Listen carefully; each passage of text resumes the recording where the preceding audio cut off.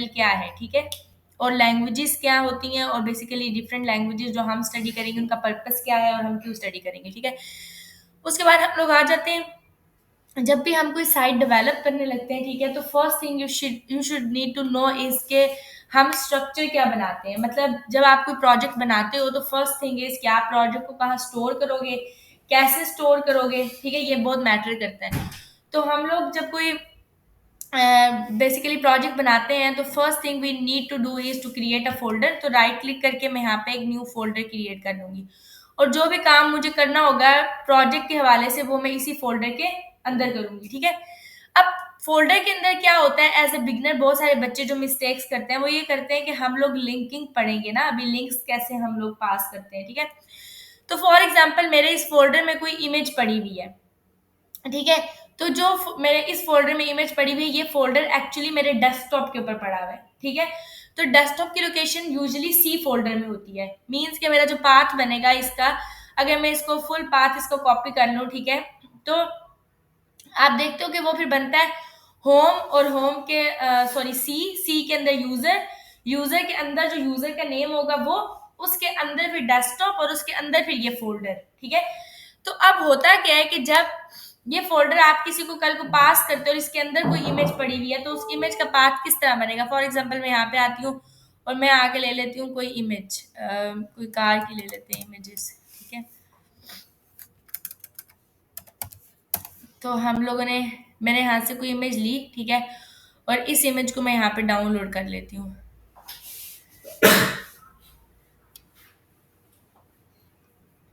Right click करेंगे और save image as,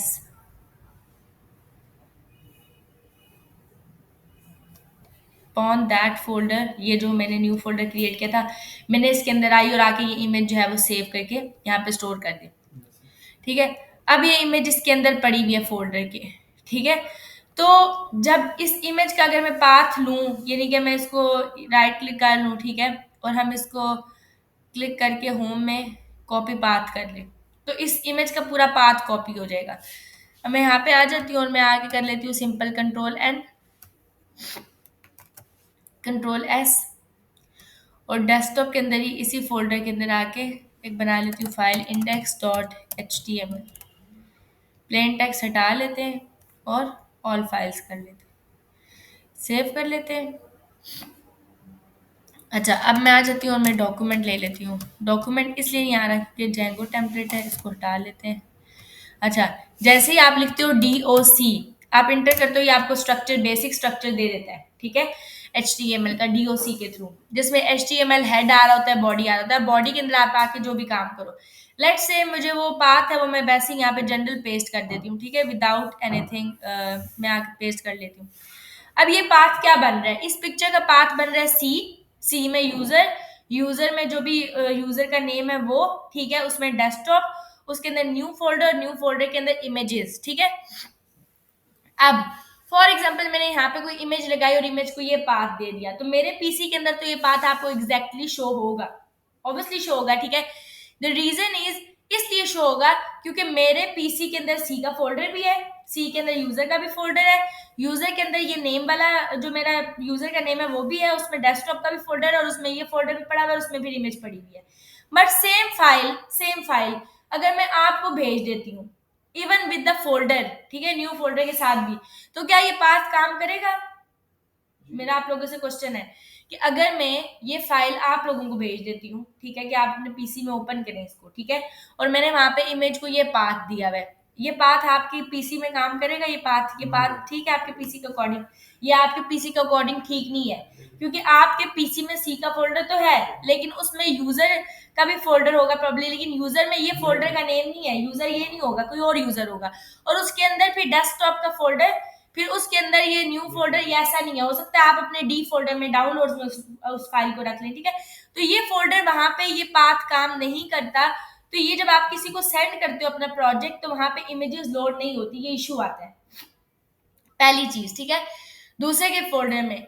secondly ये कि ये एक अच्छा स्ट्रक्चर है भी नहीं कि मैं इस फ़ोल्डर को खोलूँ और मैं यहाँ पे ढेरों ढेर इमेजेस, यहीं पे वीडियोज़, यहीं पे मुख्तलिफ फ़ाइल डिफरेंट नेम से बना दूँ, वो एक मेस क्रिएट हो जाएगी और वो एक अच्छा फॉर्मेट नहीं। और जब आप कल को किसी को कोड भेजोगे तो उसको समझ में नहीं आएगी कि करना क्या चाह रहा है। एचटीएमएल की फाइल्स किधर है, सीएसएस की किधर है, पिक्चर्स वीडियोज़ किधर है, ठीक है? तो ये एक अच्छा फॉर्मेट बिल्कुल भी नहीं है कि जहाँ पे आपने फ़ोल्डर है, फ़ोल्डर के अंदर ही सारा कुछ ला के रख दिया। यहीं पे एचटीएमएल की फाइल, यहीं पे इमेजेस, यहीं पे, ये अच्छा स्ट्रक्चर नहीं है। तो हम क्या करते हैं, हम इसको, हाँ, हम इसको यहाँ से हटा लेंगे और हम लिख देंगे, राइट क्लिक करके हम एक फ़ोल्डर क्रिएट कर लेंगे। सो हम सबसे पहले 3 फ़ोल्डर क्रिएट करते हैं यहाँ पे। The first folder is, let's say यहाँ पे पेजेस की मैं बात कर लेती हूँ क्योंकि यूजुअली आपके पास पेजेस ही होते हैं जो कि इंडेक्स के होते हैं, ठीक है? मतलब इंडेक्स की जो फाइल्स होती हैं, एचटीएमएल की सॉरी फाइल्स होती हैं। एचटीएमएल में आप क्या कौन से फाइल्स बनाते हो? हर एक पेज के लिए एक फाइल बनती है ना, मतलब होम के पेज के लिए, अबाउट के पेज के लिए, कॉन्टैक्ट के पेज के लिए। तो एक्चुअली वो सब पेजेस है। तो आपकी जितनी भी एचटीएमएल की फाइल्स होंगी, आप उनको ड्रैग करोगे, सॉरी ओपन हो गया, इसको आप उठाओगे और आप इसको मूव कर लोगे, इसको आज क्या हो गया, ठीक है, इसको मूव कर लोगे आप पेजेस के फोल्डर में। ठीक हो गया? तो मेरे पेजेस के अंदर जितनी भी मैं एचटीएमएल के पेजेस बनाती हूँ, मीन जरूरी नहीं है कि वो इंडेक्स है, ठीक है, मैं वो सब के सब यहाँ पे आके बनाऊंगी। इंडेक्स के अलावा होम हो गया, यूजुअली होम को हम इंडेक्स पेज ही कहते हैं, ठीक है, इंडेक्स पेज जिसको होम पेज कहते हैं, अबाउट, कॉन्टेक्ट, जितने भी एचटीएमएल की फाइल्स होंगी वो आप इनसाइड दिस पेजेस फोल्डर रखोगे। ठीक हो गया? फिर आपके पास आ जाता है एक एसेट्स के नेम से फोल्डर, ठीक है, इंडेक्स ही क्यों इस्तेमाल करते हैं आप? मर्जी है, ये मैंने नेम अपनी मर्जी से दी है। यूजुअली इंडेक्स रूट फाइल से स्टार्ट होता है ना, अगर आप रिएक्ट जेएसपी यूज करो ना तो उसमें आपके पास जो बाय डिफॉल्ट फाइल यूज होती है वो इंडेक्स की फाइल यूज हुई हुई होती है, यानी कि रूट फाइल हम इसको बोलते हैं जिधर से स्टार्ट होती है। इसलिए हम मेन इसका रूट होम के बजाय इंडेक्स भी रख सकते हैं नेम, लेकिन मर्जी है आप जो भी रखो, जरूरी नहीं है कि आप होम भी रख सकते हो, ठीक है। अब नेक्स्ट हम यहाँ पे रखेंगे, पेजेस का फोल्डर मैंने बना लिया, पेजेस के बाद मैं आगे यहाँ पे रखूंगी एसेट्स। अब एसेट्स क्या होते हैं? आपके पिक्चर्स, आपकी वीडियोस, ये सारे आपके एसेट्स हैं। अब एसेट्स में भी बेटर ये है कि आप आके सब फोल्डर बना लो। सब फोल्डर बनाने का तरीका ये, आप राइट क्लिक करोगे, लिखोगे न्यू फोल्डर और यहाँ पे आके आप कह दोगे लेट्स से आपकी इमेजेस आ गई, ठीक है, और आप यहाँ पे आके राइट क्लिक कर लोगे और बना लोगे वीडियोस। तो ये बड़ा क्लियर सा फॉर्मेट है जो कि सबको समझ में आ रहा है क्लियर कि अच्छा यहाँ पे इसकी पिक्चर्स पड़ी हैं और इसमें वीडियोस पड़ी हैं। फिर आप ये पिक्चर्स उठाओगे, यहाँ से कट करोगे, एसेट्स में आओगे और एसेट्स में इमेजेस का फोल्डर है, वहां आके इमेज प्लेस कर दोगे। तो जितनी भी इमेजेस आपने सेव करनी है सारी की सारी कहाँ स्टोर होंगी? ये इमेजेस के फोल्डर में। ठीक हो गया? और उसके बाद जितनी भी वीडियो स्टोर करनी है वो एसेट्स में वीडियोस के फोल्डर में आप करोगे। देन आपके पास पेजेस भी आ गए। अब लास्ट में आपके पास बचती है स्टाइल शीट या स्टाइल्स, ठीक है। आप उसके लिए फोल्डर भी क्रिएट कर सकते हो और अगर फोल्डर नहीं भी क्रिएट कर सकते तो डायरेक्ट भी यहाँ पे आके दे सकते हो, फाइल क्रिएट कर सकते हो मीन्स के स्टाइल शीट डॉट सीएसएस, या आप यहाँ आके अगर आपके पास मल्टीपल स्टाइल शीट्स आपने बनाई हुई हैं जो कि एक से ज्यादा है तो आप यहाँ पे आके लिख दो स्टाइल्स और जितनी भी स्टाइल शीट्स हैं वो यहाँ पे आके प्लेस होंगी। समझ आ गई?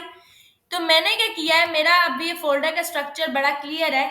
मैं ये जिसको भी भेजूंगी आप वो वहां पे काम करेगा, लेकिन आप लोगों का क्वेश्चन यहाँ पे एक बनना चाहिए, वो ये बनना चाहिए कि मैंने फोल्डर्स तो बना दिए, ठीक है, बेशक बनाए फोल्डर्स में फाइल्स भी पड़ी हुई है, बट द थिंग इज कि अगर मैं इसके पाथ को कॉपी करूं तो हिसाब तो वही बनता है ना। मतलब अगर मैं यहाँ पे और मैं इस पेज को यहाँ से इसका पाथ कॉपी कर लूं कंप्लीट, तो मैं यहाँ पे अगर पाथ को इसके प्लेस करूँ तो बात तो वही आ गई। मैंने क्या किया, मैंने न्यू फोल्डर में एक पेजेस के नाम से सिर्फ फोल्डर बना दिया है, यही बात है ना। तो पाथ तो गेन वही आ रहा है, सी सी में यूजर, यूजर में वो नेम, उसमें डेस्कटॉप, उसमें न्यू फोल्डर, उसमें पेजेस और उसमें इंडेक्स और एचटीएमएल। तो मीन्स के पाथ वही मेरा बन रहा है, इशू सेम रहेगा। लेकिन इसी चीज से बचने के लिए ये फोल्डर बनाने का एक फायदा था और वो मैं आपको भी बताऊंगी उसका क्या फायदा और वो लिंक्स कैसे काम करेंगे आपके, ठीक है। हम यूज करते हैं relative path. Now what is relative path? आपके माइंड में आ रहा होगा, इस चीज को हम बोलते हैं कि ये जो होता है ये हमारा होता है एब्सोल्यूट पाथ, ठीक है। इसको हम क्या बोलेंगे कि हमारा एब्सोल्यूट पाथ है। Now what is relative path? Relative path का मतलब है कि शॉर्ट पाथ, जिसमें मैं डायरेक्ट फोल्डर का नाम दूंगी और उसके अंदर डायरेक्ट या उस फोल्डर का और उसमें फाइल का नाम, यानी कि शॉर्ट, यानी कि मैं कह दूं कि पेजेस और पेजेस में ये फाइल पड़ी हुई एक्स वाई जी। ठीक हो गया?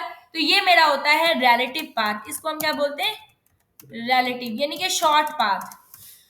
तो हमारे पास दो किस्म के पाथ्स होते हैं, यानी कि दो तरीके से हम पाथ जो है वो दे सकते हैं। एक होता है एब्सोल्यूट पाथ, एक होता है रिलेटिव पाथ। एब्सोल्यूट पाथ में यूजुअली इसलिए इशू आता है क्योंकि जब वो फाइल हमारे पीसी में तो काम करती है, हम कंप्लीट एड्रेस दे रहे हैं, लेकिन जब हम किसी और को वो देंगे तो वो कंप्लीट एड्रेस उसके पीसी में काम नहीं करता, तो वहां पे एब्सोल्यूट पाथ इशू करता है। So we use relative path instead of absolute path. Relative path हम यूज कैसे करेंगे, आप पॉइंट ये आता है। सबसे पहले मैं आती हूँ, मैं आके सिंपल इमेज लगा लेती हूँ। मैं इमेज पे आई, यहाँ पे मेरी इमेज पड़ी हुई थी, एसर स्टाइल्स एसेट्स में पड़ी थी, एसेट्स में इमेजेस के फोल्डर में ये इमेज पड़ी थी। मैं यहाँ से आई, मैंने आगे कहा कॉपी पाथ, पूरा पाथ कॉपी हो गया। मैं यहाँ पे आई। अच्छा कीप इन माइंड कि जब आप पाथ कॉपी करते हो तो ये देखें आपने विद इन्वर्टेड कोमास होता है ना कॉपी, मतलब इन्वर्टेड कोमा साथ आ जाते हैं, तो मैं ये इन्वर्टेड कोमा हटा दूंगी, तो पहले के लगे क्योंकि इसके साथ आ जाएंगे पाथ के।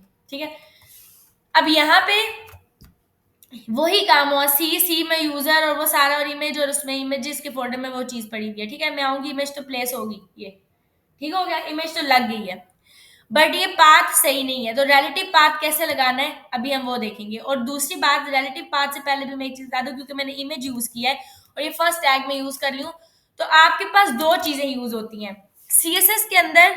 यू हैव प्रॉपर्टी और प्रॉपर्टी की वैल्यू। नाउ सॉरी, ठीक है, नाउ व्हाट इज प्रॉपर्टी और वैल्यू। प्रॉपर्टी क्या है, कलर, कलर प्रॉपर्टी है, उसकी वैल्यू क्या है, रेड, मीन्स के कलर रेड कर दो। तो हम इस टर्म को बोलते हैं कि ये हमारी प्रॉपर्टी है और ये हमारी वैल्यू है, समझ आ गई। इन केस ऑफ HTML, ठीक है, HTML के केस में क्या होता है, we have attribute and we have value to that attribute. Attribute क्या चीज है, फॉर एग्जाम्पल ये मैंने ऊपर इमेज लगाई थी, अगर मैं सिंपल आके यहाँ पे लिख दूं इस तरह करके IMG और मैं ग्रेटर का साइन लगा दूं, क्या इमेज लग जाएगी, नहीं लग सकती, पॉसिबिलिटी ही नहीं है। भाई इमेज को कोई पाथ तो देना है ना, कुछ तो कहानी यहाँ पे लिखनी है, एक्सप्लेन करना है कि भाई इमेज कौन सी है, तो सिंपल टैग यहाँ पे काम नहीं करता। सो देर आर सम टैग्स, कुछ टैग्स ऐसे हैं जो विदाउट एट्रीब्यूट मीनिंगलेस है, मतलब अगर आपने एट्रीब्यूट नहीं दिया तो उसका फायदा ही नहीं है। सिमिलरली इमेज का टैग ऐसा है जो कि एट्रीब्यूट के बगैर मीनिंगलेस है। तो अगर मुझे इसको एट्रीब्यूट देना है तो इसके पास हर एक टैग के डिफरेंट डिफरेंट एट्रीब्यूट्स यूज होती है, तो मींस कि HTML के अंदर मेरे पास एट्रीब्यूट्स होते हैं और एट्रीब्यूट्स की वैल्यू होती है। ठीक है, एट्रीब्यूट क्या हो सकता है, हर टैग का डिफरेंट एट्रीब्यूट है, वो हम देखेंगे कि क्या है। हमने अभी पढ़ा इमेज का टैग, तो इमेज के टैग के अंदर जो आपके पास एट्रीब्यूट्स यूज होते हैं वो दो मेन एट्रीब्यूट्स यूज होते हैं। एक होता है SRC, SRC को हम बोलते हैं, ये शॉर्ट फॉर्म है, SRC इसको हम बोलते हैं बेसिकली सोर्स। ठीक है, सोर्स मींस एड्रेस, ठीक है, लोकेशन।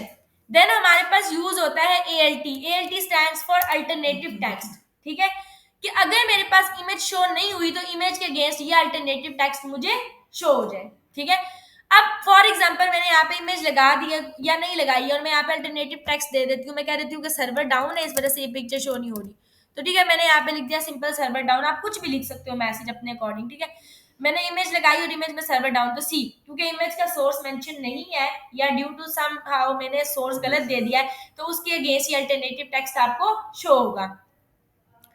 और सोर्स हम किस तरह देते हैं, अभी मैंने आपको सोर्स ऊपर दिखाया कि एक तो फुल पाथ कॉपी किया, लेकिन ये जो चीज मैंने की है, ठीक है, इसको करने का मकसद क्या था। तो फर्स्ट तो ये चीज कि ये जो index.html की फाइल है मैं इसको सेव करूं, यहाँ से क्लोज कर देते हैं क्योंकि ये मैंने सिंगल फाइल ओपन की हुई है। ठीक है, मैं पूरा का पूरा फोल्डर इसमें खोलती हूँ। तो पूरा फोल्डर खोलने का क्या तरीका होता है, आप यही फोल्डर पूरा ड्रैग कर लोगे यहाँ पे इस तरह से, अब ये जो है ये फोल्डर पूरा खुल गया, सही बात है।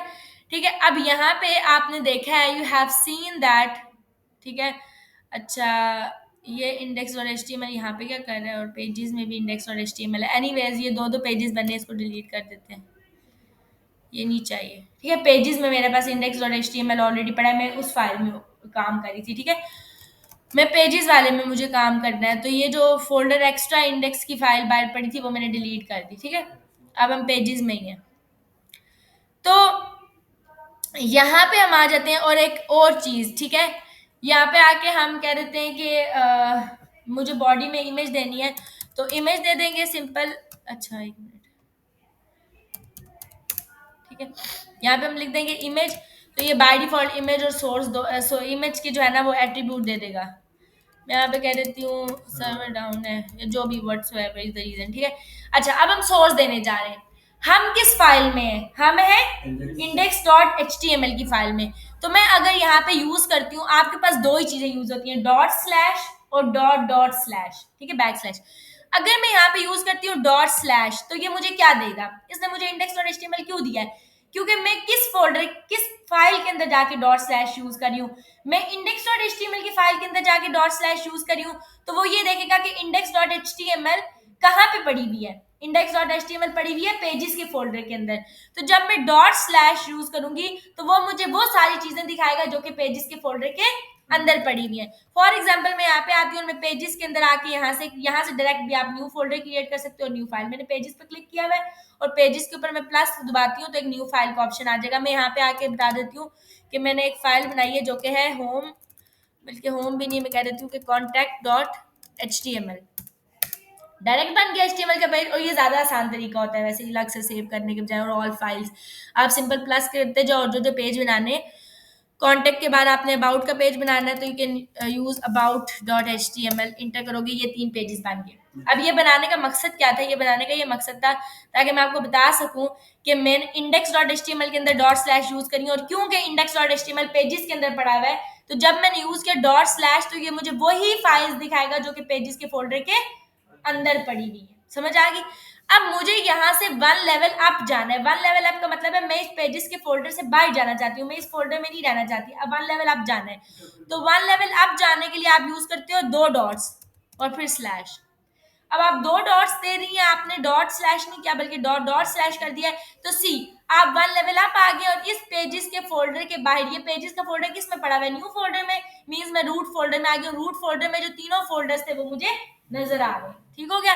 तो यहाँ पे एसेट्स भी है, यहाँ पे पेजेस भी है, यहाँ पे स्टाइल भी है। मुझे एसेट्स में जाना है, मुझे पिक्चर लगानी है, एसेट्स के अंदर मैं जाऊंगी इमेजेस में, और इमेजेस में ये इमेज आ गई। तो जितनी भी आपको इमेजेस शो होंगी जो आपने वहां पे दी होंगी, आप सिलेक्ट कर लोगे। ये ज्यादा इजी है, ये रिलेटिव पाथ है, और ये काम आपका करेगा आप जिस मर्जी कोई फोल्डर भेज दो, क्योंकि वो जहां मर्जी सेव करे आपके पास सेम पाथ रहेगा, वो ये फोल्डर तो रखेगा ना पास। ये इंपॉर्टेंट फोल्डर्स है, और फोल्डर का वही बात है, न्यू फोल्डर के अंदर पड़े हुए होंगे तो ये पाथ कभी भी गलत नहीं होगा, ठीक है। और ये रिलेटिव पाथ है, तो आपने जो भी पाथ देना है, चाहे वो आपने लिंकिंग के लिए देना हो, चाहे इमेज के लिए देना हो, पाथ आप इसी तरीके से देंगे, ठीक हो गया। तो हमने 2 चीजें देखी हैं अभी तक कि आपने एक तो फोल्डर का स्ट्रक्चर क्या रखना है, ठीक है, ताकि मैस ना बने, आप किसी को भेजते हो तो उसको भी समझ में आए कि क्या हो रहा है। फोल्डर स्ट्रक्चर आपने देखना है, और दूसरा ये कि आपने पाथ कैसे देना है। सो वी हैव स्टडीड कि हमारे पास 2 किस्म के पाथ्स होते हैं, एक एब्सोल्यूट पाथ होता है, एक रिलेटिव पाथ होता है। So we will use relative path for our linking and other purposes as well, ठीक है। तो हमने इमेज की टैग को देखा। अब इमेज की टैग के अलावा, जैसे इमेज के अंदर हमने सोर्स का एट्रीब्यूट ना दिया होता तो इमेज का मेन पर्पस अचीव नहीं होता।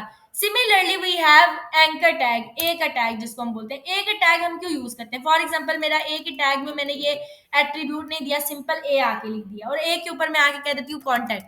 अब इस कॉन्टैक्ट के ऊपर मैं चाहती हूँ कि कोई जैसे ही क्लिक करे तो मेरा कॉन्टैक्ट का पेज खुल जाए, ठीक है। और कॉन्टैक्ट का पेज जो है वो खुलने के लिए आप सबसे पहले थोड़ा सा उसको स्टाइल आउट कर लो, कॉन्टैक्ट को कम से कम कुछ लिख लें कि कॉन्टैक्ट में अगर खुलता है तो आपको क्या शो होगा। तो मैं यहाँ पे आ जाती हूँ और मैं आगे लिख देती हूँ डॉक्यूमेंट, और सिंपल एक हेडिंग प्लेस कर देते हैं कॉन्टैक्ट अस की, ठीक है। तो ये आ गया कॉन्टेक्ट अस, ठीक है। अभी डेफिनेटली ये पाथ गलत हो गया है। क्यों गलत हो गया, क्योंकि मेरा न्यू फोल्डर के अंदर इंडेक्स की फाइल नहीं है। तो हमने इस वाली फाइल को खोलना है, ठीक है। हम इसको यहाँ से गो लाइव भी कर सकते हैं। गो लाइव के लिए आपको लाइव सर्वर की एक्सटेंशन इंस्टॉल करनी पड़ती है। अब यहाँ से एक्सटेंशन पे जाते हो और आप कह दोगे कि लाइव सर्वर, ठीक है। आप लाइव सर्वर लिखोगे तो ये आपके पास लाइव सर्वर आ जाएगा, जो आपको बताएगा कि मतलब जिसकी वजह से आप यहाँ से गो लाइव पे क्लिक करोगे तो आपका लाइव सर्वर के ऊपर ओपन हो जाएगा डाटा, ठीक है। हम बेशक इसको यहाँ पे चल जाते हैं, इंडेक्स गो लाइव करेंगे तो स्टार्ट हो रहा है, एच पे ओपन हो जाएगा, सी, ठीक है। तो आपने देखा कि यहाँ पे आपके पास पेजेस आ रहा है, पेजेस के अंदर इंडेक्स और एचटीएमएल वो सर्वर के थ्रू उसने ओपन किया। यहाँ पे कॉन्टैक्ट लिखा हुआ नजर आ रहा है, क्या ये लिंक है, मैं इसको क्लिक कर सकती हूँ, नहीं है लिंक, ये लिंक नहीं है, ये सिंपल ए का टैग है। तो मीन्स के एंकर टैग जो है, जो कि ए का टैग है, वो पर्पस उसका यही है कि वो लिंक के लिए यूज होता है, लेकिन लिंक वो तब तक नहीं बनेगा जब तक एट्रीब्यूट नहीं देंगे। तो यहाँ पे एट्रीब्यूट देना मस्ट है। तो एंकर टैग के अंदर href के नेम से एट्रीब्यूट यूज होता है, ठीक है। href आपके पास जहां भी आएगा, जरूरी नहीं है कि ये ए टैग में आए, ए के अलावा भी कहीं जगहों पे आप href यूज करते हो, जहां पे भी href आएगा मीन्स आपने वहां पे लोकेशन देनी है, एड्रेस देना है, लिंक देना है, ठीक है। तो हम href पे देंगे। अभी मैंने अगेन आपको बताया कि आप वही पाथ यूज करोगे, तो मैं क्या यूज करूंगी, डॉट स्लैश। अब मैं डॉट स्लैश यूज कर सकती हूँ ना, क्योंकि कॉन्टेक्ट तो यहीं पे पड़ा हुआ है, डॉट स्लैश। तो यहाँ पे कॉन्टेक्ट डॉट एचटीएमएल मैंने दे दिया। अच्छा, इससे पहले कि मैं यहाँ पे इस एट्रीब्यूट को वैल्यू दूं, मैंने सिंपल एट्रीब्यूट का नाम दिया है, ठीक है। अभी कुछ भी नहीं दिया, सिर्फ और सिर्फ मैंने एट्रीब्यूट का नाम दिया है। तो आप देखेंगे कि ये क्या बन जाएगा, ये आपका लिंक बन गया है। इवन ये कहीं पे रीडायरेक्ट नहीं हो रहा, क्योंकि मैंने इसको वैल्यू नहीं दी थी। मीन्स के एट्रीब्यूट की इतनी पावर है। और जैसे ही यहाँ पे आके इसको वैल्यू दे दूंगी, तो अब ये जैसे ही मैं इसके ऊपर क्लिक करूंगी, तो मैं कॉन्टेक्ट के पेज को ये ओपन कर देगा, लेकिन विद इन सेम विंडो। जैसे ही देखने के लिए बार बार कंट्रोल एस करना पड़ता है। कंट्रोल एस करना पड़ेगा, आपको सेव करना पड़ेगा, ठीक है। अब आप यहाँ पे कौन, जैसे ही आपने क्लिक किया, आपने देख जी, ऑटो सेव भी होता है, लेकिन वहां पे नहीं, यहाँ पे ब्राउजर में जैसे हम रीलोड करते हैं ना, तो वो वाला ऑटो सेव हो जाता है एक्सटेंशन से। हाँ, नहीं, ठीक है। तो यहाँ पे कॉन्टेक्ट अस आ गया, ठीक है। अब मैं यहाँ पे इसको बैक करती हूँ, अगर मुझे यहाँ पे बैक जाना पड़ा तब जाके मैं इस पेज के ऊपर मूव हो रही हूँ, ठीक है। तो अगर मैं चाहती हूँ कि मैं इसके ऊपर क्लिक करूँ तो सेम विंडो में डाटा ओपन ना हो, नेक्स्ट विंडो में हो जाए, ठीक है। तो उसके लिए आपके पास एंकर टैग के अंदर एक और एट्रीब्यूट यूज होता है, विच इज टारगेट। टारगेट हमेशा जब भी यूज होगा, जरूरी नहीं है कि टारगेट का मतलब यही है कि इसमें 4 वैल्यूज हैं जो कि आप देखोगे। टारगेट हमारा ये भी होता है कि हम इस बेसिकली ये जो लिंक है, इसको कहाँ खोलना चाहते हैं। टारगेट का मतलब होता है कि मैं इसको ओपन कहाँ करना चाहती हूँ, न्यू विंडो में, किसी फ्रेम में, किस चीज में। तो मैं यहाँ पे आगे लिख देती हूँ ये करके ब्लैंक। तो इसका मतलब क्या है कि आप इसको नेक्स्ट विंडो के अंदर ओपन कर दोगे। जैसे ही आप इसको क्लिक करोगे, तो नेक्स्ट विंडो में डाटा ओपन हो गया एवरी टाइम, ठीक है। तो एंकर टैग के अंदर href का एट्रीब्यूट होता है और टारगेट के नेम से एट्रीब्यूट होता है। अब यूजुअली क्या होता है, फॉर एग्जांपल मैं इसको यहाँ पे नेक्स्ट टैब में ओपन नहीं करना चाहती, ठीक है। तो हम इसको किसी फ्रेम वगैरह में भी ओपन कर सकते हैं। फ्रेम में कैसे ओपन होता है, मैं यहाँ पे आती हूँ, मैं आपके एक नाम ले लेती हूँ, आई फ्रेम, ठीक है। आई फ्रेम का टैग आप लोगे, आई फ्रेम के टैग में आपके पास SRC के नेम से एक होता है, सोर्स के नेम से एट्रीब्यूट होता है। इसके अलावा आपको यहाँ पे नजर आ रहा है फ्रेम बॉर्डर 0। अगर आप फ्रेम बॉर्डर 0 एट्रीब्यूट लेते हो, तो आपको फ्रेम का बॉर्डर नजर नहीं आता। जैसे कि मैं यहाँ पे आऊँ और मैं आके इसको रीलोड करूँ, तो फ्रेम देखें आपको नजर ही नहीं आ रहा कि कहाँ है आई फ्रेम। तो आप इस फ्रेम बॉर्डर 0 को हटा दो या बंद कर दो, या इस एट्रीब्यूट को हटा दो, तो आप देखेंगे कि एक फ्रेम ओपन हो जाएगा इस तरह से। ये देखें, नजर आया। अब आपको नजर आ रहा है, विजिबल है कि ये एक फ्रेम आपके पास ओपन हुआ है, जिसको हम बोलते हैं आई फ्रेम। अब ये फ्रेम जो आपके पास ओपन हो रहा है, एक्चुअली आप क्या काम करोगे, इस फ्रेम के अंदर कुछ ना कुछ ओपन करोगे, ठीक है। तो आपने ऐसा भी कर सकते हैं, इस फ्रेम को आके आप कोई नेम दे दे। मैंने इसको नेम दे दिया ABC, ठीक है। अब ये फ्रेम जो है वो किस नेम से इंट्रोड्यूस है, ABC के नाम से। यहाँ पे टारगेट में आप ब्लैंक के बजाय क्या आके लिख दो, ABC, ठीक हो गया। अब क्या होगा, अब आप जैसे ही कॉन्टेक्ट के ऊपर क्लिक करोगे, तो ये फ्रेम में खुलेगा आपका कॉन्टेक्ट का पेज, ठीक है। मैं जैसे ही क्लिक करूंगी इसी में, इसके टारगेट किस में हो रहा है, वो फ्रेम में टारगेट हो रहा है।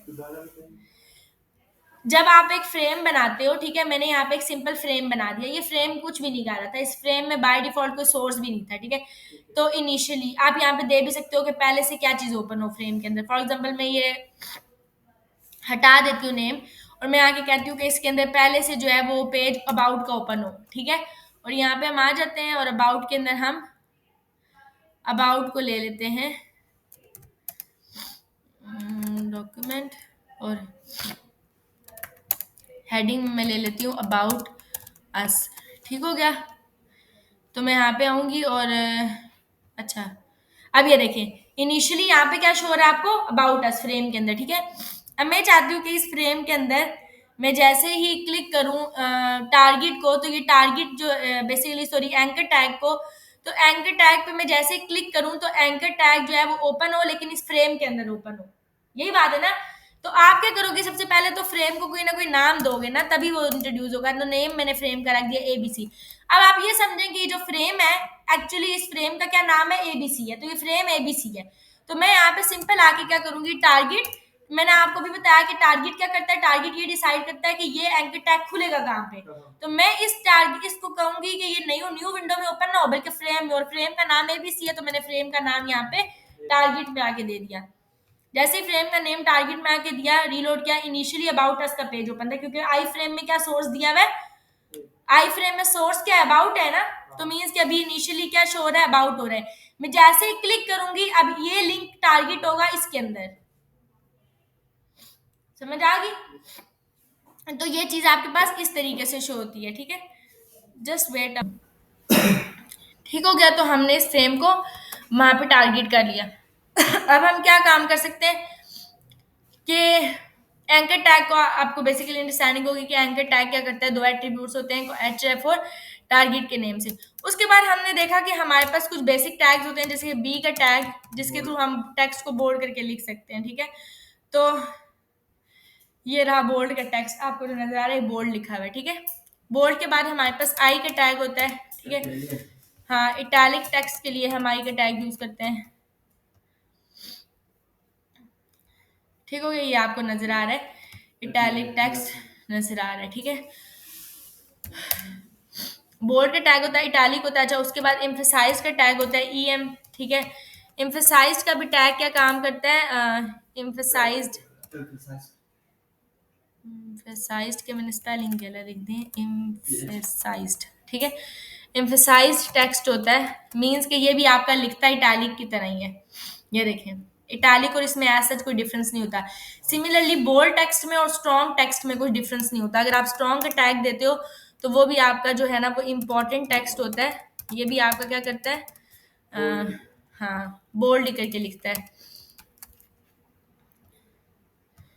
ये, ठीक है। तो बोल्ड और स्ट्रॉन्ग सेम काम करते हैं, इटैलिक और एम्फेसाइज सेम काम करते हैं। फिर स्मॉल का जो टैग होता है, ये स्मॉलर टेक्स्ट के लिए होता है। ये टेक्स्ट के फॉन्ट साइज को कम रखता है, ये छोटा करके, ठीक है। फिर आपके पास होता है, अच्छा, स्मॉल के टैग होता है। फिर होता है आपके पास एब्रिविएशन नहीं, क्या बोलते हैं, हाईलाइटेड टेक्स्ट को, चले उसको देखते हैं, ठीक है। उसके बाद आपके पास होता है सुपरस्क्रिप्ट, ठीक है। सुपर स्क्रिप्ट जो होता है ना, सुपर का मतलब ये होता है ऊपर, ठीक है, पावर में होता है। तो ये बेस और एक्सपोनेंट वाले काम कर रहे होते हैं। सुपर स्क्रिप्ट जो होता है वो आपका पावर में काम कर रहा होता है, ठीक है। और जो सब स्क्रिप्ट होता है वो बेस में काम कर रहा होता है, हाँ, ठीक है। सबस्क्रिप्ट इस तरह काम करते हैं बेस में। ये हो गया। अच्छा, उसके बाद आपके पास होता है डिलीट टेक्स्ट, ठीक है। ये डिलीटेड टेक्स्ट होता है, ये आ गया। ये स्ट्राइक थ्रू की तरह काम करता है, ठीक है। ऊपर एक लाइन लगा देता है इस तरह से, जैसे स्ट्राइक थ्रू होता है। अच्छा, आपके पास हाईलाइटेड टेक्स्ट का, मेरे माइंड से निकल के टेक्स्ट को, हाईलाइटेड टैग HTML, मार्क का टैग होता है, ठीक है। सॉरी, मेरे माइंड से निकल था। मार्क का टैग जो होता है ना, मार्क का टैग, हाँ, हाईलाइट कर देता है।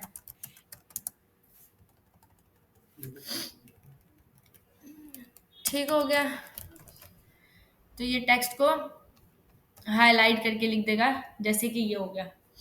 उसके बाद आपके पास होता है एड्रेस का टैग, ठीक है, जो कि एड्रेस देने के लिए होता है। आप जो भी एड्रेस देना चाहते हो, ऑपोजिट KFC, सेकंड फ्लोर वली plaza, Chandni Chowk, commercial market, Rawalpindi. ठीक हो गया। तो ये भी आपका एड्रेस की तरह लिखा है, लिखा ये आ रहा है। ठीक हो गया। अब एक चीज होती है, आप टैग्स के दरमियान में, यानी कि टैग को अगली लाइन पे करना चाहते हो ना, तो हम वो प्री की टैग से भी कर सकते हैं, वो हम आगे देखेंगे। लेकिन अब यहाँ पे सेंट मतलब कि विद इन टैग के अंदर जो आपने लिखा हुआ है इसके अंदर आपको लाइन ब्रेक चाहिए, मींस अगली लाइन पे आप चाहते हो कि सेकंड फ्लोर वाली प्लाजा के बाद आए, तो आप यहाँ पे बी आर का टैग यूज कर सकते हो विच इज लाइन ब्रेक। तो यहाँ पे क्या आ जाएगी, एक लाइन ब्रेक आ जाएगी और ये डाटा किस पे मूव हो गया, अगली लाइन पे। सिमिलरली चांदनी चौक के बाद रावलपिंडी को आप अगली लाइन पे मूव करना चाहते हो तो आप यहाँ पे बी आर का टैग दोगे। बी आर का क्लोजिंग टैग नहीं होता, सिर्फ ओपनिंग टैग होता है, तो ये भी नेक्स्ट लाइन पे चला गया। तो ये आपने दे दिया अपना एड्रेस, ठीक है। एड्रेस आप इस तरीके से देते हो, ठीक है। उसके बाद आपके पास होता है BDO. BDO stands for by directional override. इसके अंदर क्या होता है, डायरेक्शन के नेम से एट्रीब्यूट होता है। डायरेक्शन के अंदर क्या होता है, आप डायरेक्शन देते हो कि राइट टू लेफ्ट डायरेक्शन रखनी है, तो राइट टू लेफ्ट डायरेक्शन क्या करेगी, सॉरी टेक्स्ट को फ्लिप कर देगी। फॉर एग्जांपल यहाँ पे मैं लिख देती हूँ पाकिस्तान, ठीक है, तो पाकिस्तान उल्टा रिवर्स में लिखने होगा, ये देखें पी एंड पे आ गया AKISTN, ठीक है। तो ये डायरेक्शन आप लेफ्ट टू राइट या राइट टू लेफ्ट डायरेक्शन इसकी जो है वो दे सकते हो वीडियो के थ्रू, ठीक हो गया। फिर आपके पास होता है साइट का टैग होता है। एक साइट का टैग जो है ना वो ऑथर के नेम के लिए यूज होता है। जैसे कि मैं कह दूं कि this book is published by, तो वो जो भी ऑथर का नेम होगा ये देखें, ये इस तरह से इटैलिक टाइप लिखा हुआ नजर आता है, ये आप साइट के टैग में देते हो। देन आपके पास होता है क्यू का टैग। क्यू का टैग कोटेशन के लिए होता है। मैं यहाँ पे आके कोटेशन दे देती हूँ, seek knowledge from cradle to grave, ठीक है। तो ये आपके पास आ गया कोटेशन में इन्वर्टेड कोमास, हाँ इन्वर्टेड कोमास के अंदर क्यू का टैग आपके पास यूज होता है। उसके बाद आपके पास होता है ब्लॉक कोड। ब्लॉक कोड के अंदर साइट के नेम से एट्रीब्यूट होता है। ऊपर हमने टैग पढ़ा, टैग जो होता है वो आपके पास ऑथर के नेम के लिए होता है यूज। ब्लॉक कोड के अंदर जो साइट का एट्रीब्यूट होता है, यहाँ पे हम एड्रेस देते हैं जिधर साइट से डाटा कॉपी किया है, और इसके अंदर जो डाटा जो होता है वो हम, यानी कि मैं आई हूँ और मैंने यहाँ से इस वेबसाइट से आके कुछ भी कॉपी कर लिया है, ठीक है। फॉर एग्जाम्पल मैंने यहाँ के ये चीज कॉपी कर ली है, ठीक है, यहाँ तक लेट्स से, तो मैं यहाँ पे आऊंगी और मैं ब्लॉक कोड के अंदर तो ये दे दूंगी, ठीक है। और ये मैंने इधर इस वेबसाइट से कॉपी किया है, तो यहाँ पे हम आएंगे और ये कॉपी करेंगे वेबसाइट का यूआरएल और यहाँ आके साइट के अंदर दे देंगे, ठीक हो गया। तो ये इस तरीके से काम करता है, ठीक हो गया। तो ये काम करे, वो मार्क की वजह से, मार्क की टैग की वजह से आपको यहाँ पे हाईलाइटेड भी नजर आ रहा है, ठीक हो गया। तो ये इस तरीके से कुछ, अगर उस पे क्लिक करेंगे तो वो साइट पे चला जाएगा वेब पे? नहीं ऐसा कुछ भी नहीं होता। वो जनरल एक टैग की मैंने आपको बताया कि फंक्शनैलिटी क्या है, ऐसा कुछ नहीं होता, वो जनरल आप देते हो, ठीक है, प्लेजरिज्म के लिए कि हमने यहाँ से डाटा कॉपी किया बस, ठीक है।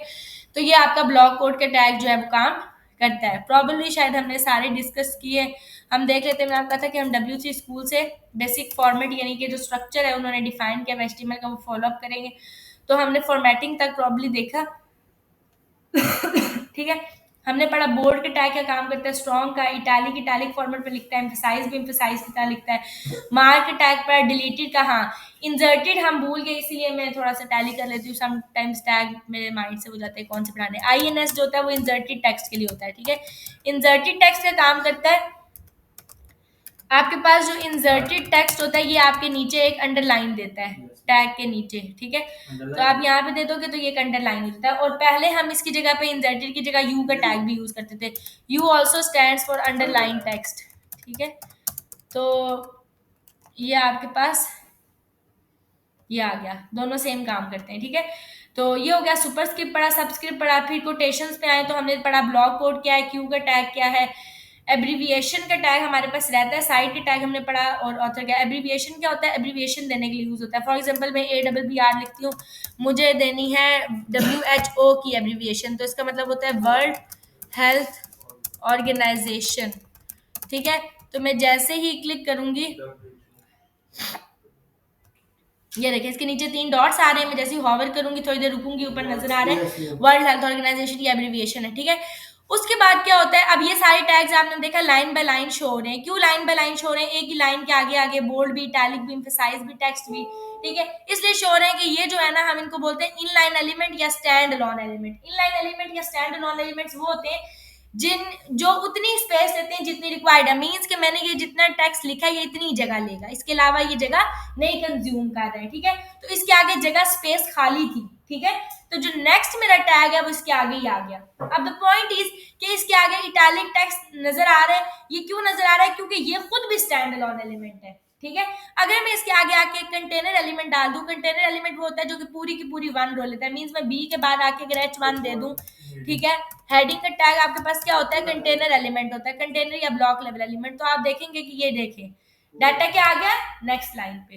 तो ये इस वजह से आ रहा है नेक्स्ट लाइन पे क्योंकि बोल्ड के टैग और हेडिंग में ही डिफरेंस है। अगर मैं आपको थोड़ा सा स्टाइल आउट करके बता दूं, बोल्ड को भी स्टाइल में दे दूं मैं कलर, नहीं बैकग्राउंड कलर, ठीक है, बैकग्राउंड कलर रेड दे दूं और सेम चीज मैं हेडिंग को भी दे दूं, ठीक है। तो आप देखेंगे कि हेडिंग और इसमें क्या डिफरेंस होगा। ये आपके पास इस तरीके से ये इतनी सी बैकग्राउंड कलर आ रहा है जितना रिक्वायर्ड है, मींस ये टैग इतनी सी स्पेस ले रहा है, लेकिन जो हेडिंग है उसको पिछली भी स्पेस चाहिए और उसको नेक्स्ट वाली भी चाहिए, उसको पूरी रो चाहिए। तो किस केसेस में दोनों टैग एक ही लाइन पे एक साथ आ जाते हैं, तब दोनों के दोनों क्या होते हैं, स्टैंड अलोन एलिमेंट होते हैं, मींस के दोनों के दोनों इन लाइन या स्टैंड अलोन एलिमेंट होते हैं। तो अगर मुझे इस चीज से बचना है तो मैं इस हेडिंग को फिलहाल हटा देती हूँ। अगर मुझे इस चीज से बचना है तो एक तो तरीका ये है कि मैं हर टैग के बाद जाके लगा दूं बी आर, ठीक है। तो मुझे कोई अगर 1000 टैग्स हैं तो 1000 टाइम्स क्या लगाना पड़ेगा, बी आर, ये काफी टफ है। तो इस चीज से बचने के लिए HTML5 में आपके पास क्या टैग यूज होता है, प्री का टैग। आप स्टार्ट करते हो एक ही दफा प्री का टैग लगाते हो, इसको क्लोज करते हो जहां पे आपको डाटा नेक्स्ट पे चाहिए, मुझे एंड पे चाहिए यहाँ तक सारा डाटा, मैं प्री को यहाँ आके क्लोज करूंगी। तो ये सब के सब टैग्स प्री के टैग के अंदर आ गए, तो सारे के सारे ये देखें नेक्स्ट लाइन पे मूव हो गए। लेकिन प्री का टैग फॉन्ट को चेंज भी कर देता है, ये चीज आपने माइंड में रखनी है, ठीक है। तो फॉन्ट स्टाइल को भी चेंज कर देता है और इस चीज को हम कवर खैर स्टाइलिंग से करते हैं, ऑब्वियसली CSS के थ्रू करते हैं, इस तरह नहीं करते, लेकिन आपको पता होना चाहिए कि ये क्या टैग है। तो यहीं तक, ठीक है। नेक्स्ट में हम थोड़ा सा CSS को डिस्कस करेंगे, ठीक है। एक क्लास आपकी मैसेज मेकअप होगी, उसमें CSS की कुछ चीजें जो मैंने बच्चों को कराई हैं वो आपको कवर करवाऊंगी, आप और वो एक लेवल पे आ जाएंगे जो प्रीवियस स्टूडेंट्स हैं, तो आप लोगों की क्लासेस एक साथ हो जाएंगी, ठीक हो गया। और भी अच्छे हैं। जी और भी हैं।